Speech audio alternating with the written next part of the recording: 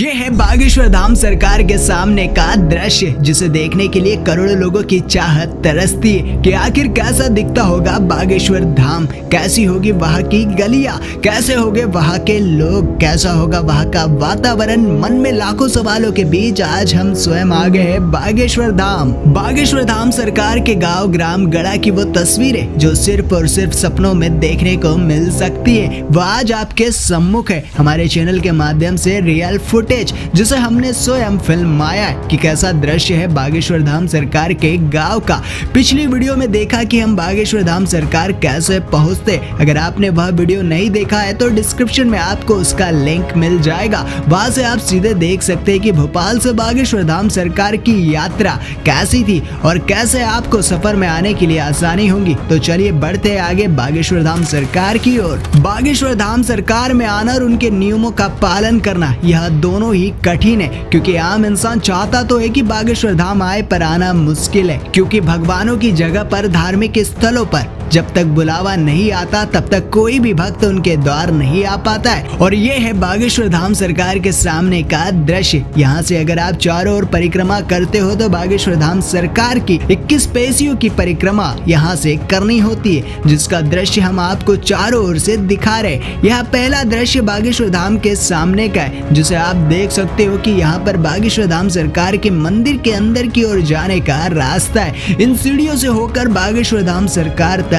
पहुँचते, यानी अब आपकी जो यात्रा थी वो यहाँ पर समाप्त हो जाती है। और यहाँ से बागेश्वर धाम सरकार जो कि स्वयंभू विराजमान है श्री बालाजी बागेश्वर धाम, उनके घर उनके द्वार जाने के लिए फिर से प्रारंभ हो जाती है। बागेश्वर धाम सरकार के पीठाधीश्वर श्री धीरेन्द्र कृष्ण शास्त्री जी अपने भक्तों को, बालाजी के भक्तों को पागलों के नाम से पुकारते, यानी कि जो प्रभु का दीवाना हो उसे पागल के नाम से ही बुलाते, क्योंकि भगवान का दीवाना सिर्फ एक पगला ही हो सकता है। और वही भक्त आज बागेश्वर धाम सरकार पर आए हैं, जो कि दिन मंगलवार का था। और आप सभी को पता है कि बागेश्वर धाम सरकार की पेशी शनिवार और मंगलवार को ही होती है, जो कि 21 पेशियां होती है। और उसी 21 पेशियों के लिए यहाँ भक्तगण आए हैं। और ये वही परिक्रमा स्थल है जहाँ भक्तगण अपनी इच्छाएं मनोकामनाएं पूर्ण करने के लिए बागेश्वर धाम सरकार की परिक्रमा कर रहे हैं। इस रास्ते से होकर 21 पेशियों की परिक्रमा करनी होती है, जो कि बागेश्वर धाम सरकार गड़ा मंदिर के बगल में ही परिक्रमा केंद्र बना है। आगे की ओर बढ़ते तो आप देखोगे यहाँ पर मेलों जैसी दुकानें, वो सारी सुविधा है जो कि धार्मिक स्थलों पर होती है। बागेश्वर धाम सरकार आए और पीठाधीश्वर बागेश्वर धाम सरकार के दर्शन ना हो, ऐसा तो यह संभव ही नहीं, क्योंकि बागेश्वर धाम सरकार के पीठाधीश्वर कभी भी अपने भक्तों को, अपने चाहने वालों को निराश नहीं करते,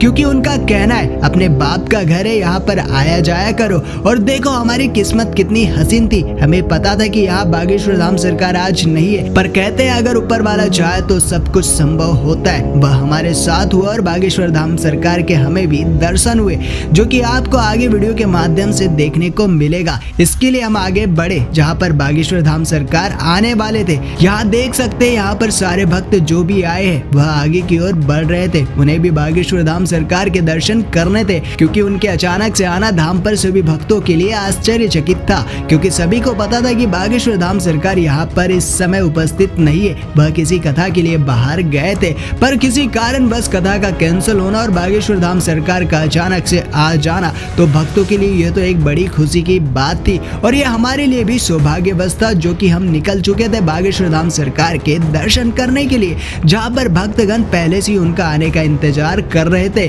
पर आपकी जानकारी के लिए बता दे कि सफलता जितनी आसानी से नहीं मिलती, वैसे ही गुरुदेव भगवान के दर्शन भी बगैर सब्र किए नहीं होते, जो कि हमें यहाँ आने के बाद इसका अनुभव प्राप्त हुआ। शाम 5 बजे हम निकले थे भवन की ओर, जहाँ गुरुदेव भगवान यानी बागेश्वर धाम सरकार के पीठाधीश्वर श्री धीरेन्द्र कृष्ण शास्त्री जी ने स्वयं हमें वहाँ आने के लिए कहा था कि आज भवन में दिव्य दरबार लगाया जाएगा, तो वही अच्छे से सबसे मुलाकात होगी। तो सभी आनंद फानन में भागे चले कि सबसे आगे जो बैठेगा उसे अच्छे से गुरुदेव भगवान के दर्शन होंगे।